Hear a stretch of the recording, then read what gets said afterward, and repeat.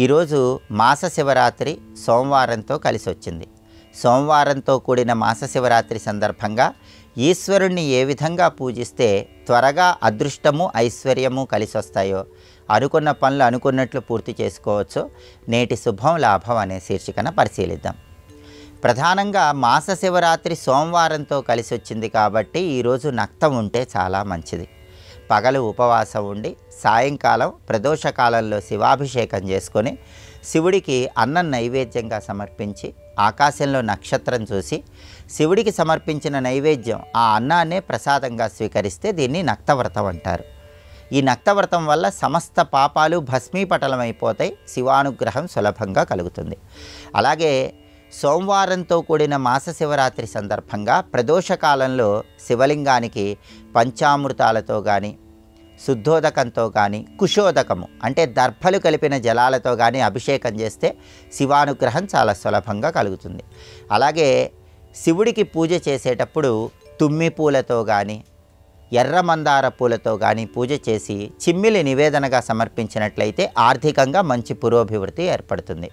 ఆదాయ మార్గాలు పెరగాలన్నా, వృధా ఖర్చులు తగ్గాలన్నా, సంపాదించిన ధనం నిలబడాలన్నా ప్రదోషకాలంలో శివాభిషేకం చేసుకునేటప్పుడు లేదా పుష్పాలతో శివపూజ చేసేటప్పుడు శ్రీ శివాయ మహాదేవాయ ఐశ్వర్యేశ్వరాయ నమః అనే మంత్రాన్ని 21 సార్లు, శ్రీం శివాయ నమః అనే మంత్రాన్ని 21 సార్లు పఠించండి. దీనివల్ల ఆర్థికంగా మంచి పురోభివృద్ధి ఏర్పడుతుంది.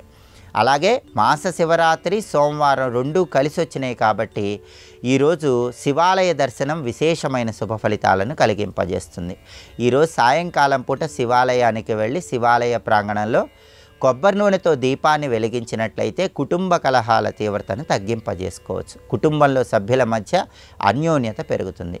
అలాగే శివాలయంలో చండీ ప్రదక్షిణ చేయటం ద్వారా ఉత్తమ ఫలితాలు కలుగుతాయి. చండీ ప్రదక్షిణ చేయటం వీలు కాకపోయినా కనీసం శివాలయంలో 3 ప్రదక్షిణలు చేస్తే ఉత్తమ ఫలితాలు కలుగుతాయి.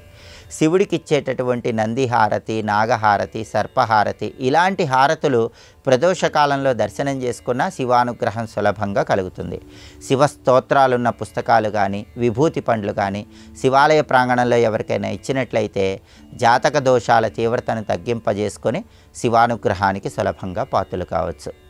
సోమవారంతో కూడిన మాస శివరాత్రి సందర్భంగా ఈ ప్రత్యేకమైన విధి విధానాలు పాటించండి. అలాగే దవనం అంటే పరమశివుడికి ఎంతో ప్రీతిపాత్రమని అగ్నిపురాణంలో చెప్పారు. కాబట్టి సోమవారంతో కూడిన మాస శివరాత్రి సందర్భంగా పుష్పాల మధ్యలో దవనం ఉంచి దవనం కట్టినటువంటి పుష్పమాలికను శివాలయంలో శివుడికి సమర్పించండి. దానివల్ల సిరి సంపదలు కలుగుతాయి, భోగభాగ్యాలు కలుగుతాయని అగ్నిపురాణంలో చెప్పడం జరిగింది.